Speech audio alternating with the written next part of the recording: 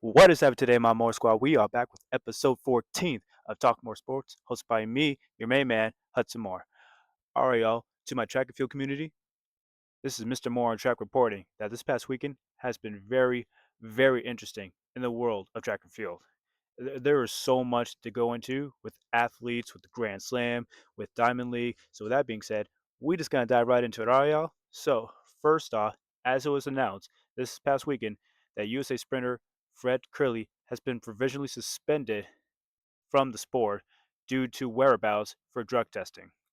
Now, unfortunately, we don't know the whole story, but if you're not where they need you to be, that's an automatic fail and suspended. And of course, we don't know how long the suspension will be. Hopefully, not too long, right? Because we don't want it to be like a couple years, possibly wasting his time not competing at the World Championships or in LA Olympics in 3 years, right? I mean, Fred Curley is still one of the best sprinters in the world today, still today.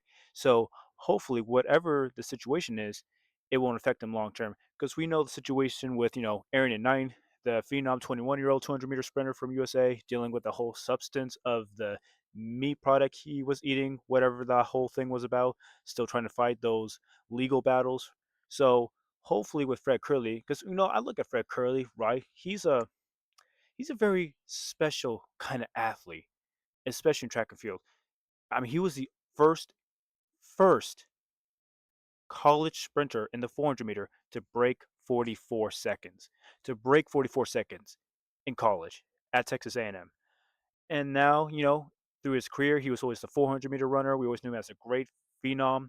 But then he decided to make the switch in the 1-2 and took silver in the Olympics in 21 and then took bronze in 24. And then 200 meter, he's always been that good. I mean, he was no Lyles, Kenny Benerick type level, but he was still a good sprinter. So it's unfortunate that he's suspended. Hopefully not too long, because I would really like to see this dude make a good comeback, into next year's World Championships. Because he talked about how he's had some dealing with some issues, personal stuff, injuries. Maybe this was one of the concerns, right?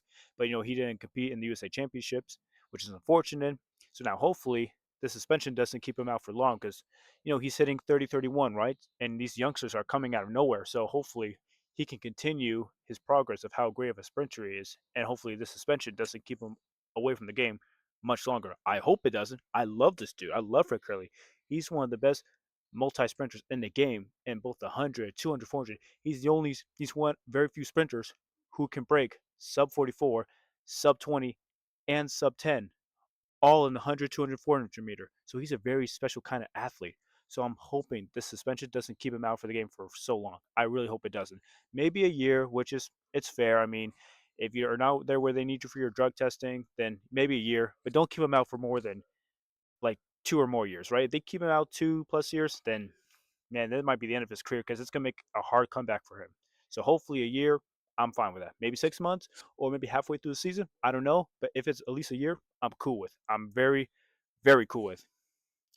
Now on to the next thing. This past weekend was the Silesia Diamond League in Poland, and we had that 100-meter lineup with Kishane Thompson, Noah Lyles, Kenny Bernerick, Christian Coleman, Travion Brownbell. Like it was a huge lineup in the men's 100-meter. It was a huge lineup. And, of course, it was the Olympic rematch between Kishane Thompson and Noah Lyles back from the 2024 Olympic Paris Games. And I got to say, it was a good show to watch. Kishane Thompson running a nice little 9.87, just a nice, good, solid time, right? Just so that he's very consistent, that 9.75 wasn't some kind of like one time thing. Like he's very consistent now with those 9.9, 9.8s. Like he's looking very solid this season. But I got to tell you, though, Noah Lyles running a 9.9 flat. This dude, in his second 100-meter of the season, you run 9.90.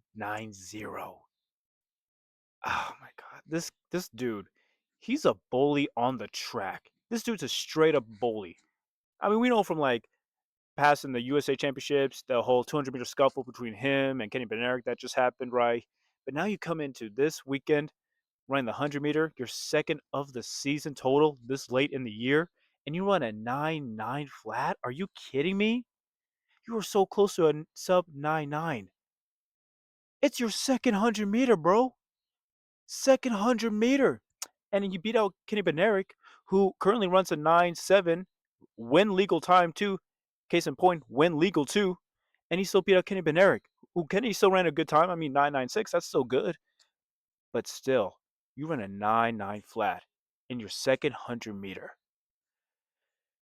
I talked about this many episodes ago where, even though I had Kenny Bednarek being the 200-meter favorite in the World Championships, right, and most likely Kishane Thompson being the 100-meter favorite, but I said this many times. If Noah can run sometimes where it puts him in this conversation, right, where he starts to progress very quickly, because again, he's coming late into the season, and we know he's the kind of guy who can come out of nowhere and run an insane time. But the fact that he ran a 9.9 in his second 100 meter, again, we're in mid-August. Mid-August.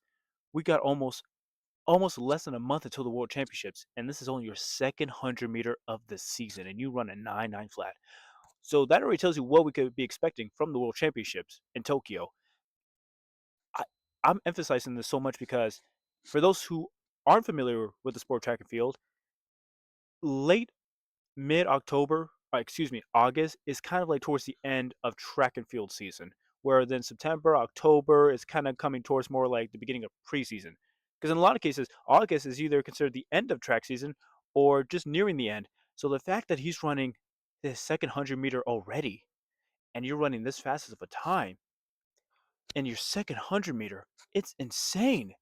And the fact that you still have a couple more Diamond League meets, a couple other competitions, and still the Worlds to come up, you can only imagine what he could be running in the World Championships this year. He could possibly run a 9.7 maybe, because his best time I think is a 9.79, which is a great time, but he can't even get faster than that. He can possibly run a 9.75. It's just crazy to me the progression that Noah Lyles developed so quickly. I mean, it's insane. And the fact he still beat out Kenny Bednarek, who, by the way, still runs a 9.78 this season, win legal, and Kishane Thompson, 9.75, number one time in the world and number six overall. It's just crazy. And we already knows what he can do in the 200 meter. He has the world leading time of 19.63. And that was I want to say it was his either fourth or fifth 200 meter of the season. It's just, this dude, oh my God, it's awesome. It's insane. I cannot wait to see what Noah Lyles does. And I said this before many times. If he can run times that put him in the conversation, we're gonna have a different conversation about this dude. We just are. If he can run times that can get him up there, my favorites for who can win the 100 and 200 meter are gonna be different. I mean, I'm so confident in Kung Fu Kenny because I love Kung Fu Kenny. I love that dude. I really hope he wins the 200 meter title to finally eclipse from Noah Lyles' shadow. And of course, I don't want Kishane Thompson to win because he's Jamaican. I'm American. I want American to keep defending that gold medal, of course. But if you're running a 9.75, then it's like, oh well, you're automatically the favorite unless somebody can come out big, which no Lyles this past weekend at the Diamond League, he made sure of that. So it'll be interesting to see what this guy does in the World Championship. I'm very excited to see what this brother can do. I hope Kung Fu Kenny can win because I would love to see him finally win that gold. But I wouldn't be that upset if Noah Lyles wins if he's running these kind of times because we all know Noah Lyles is a bully, and I don't mean that in a negative way. Let me set that clear. I don't think of him in a negative way. I think it is very positive. Like you're bringing a lot of attention to the sport, which I love to see, and I'm very excited about it. But yeah, this Diamond League, man, this is a great 100 meter. And almost honestly, look at this lineup. This could be the potential World Championship final in Tokyo, possibly. And I'm excited about it. I am very, very, very excited about it.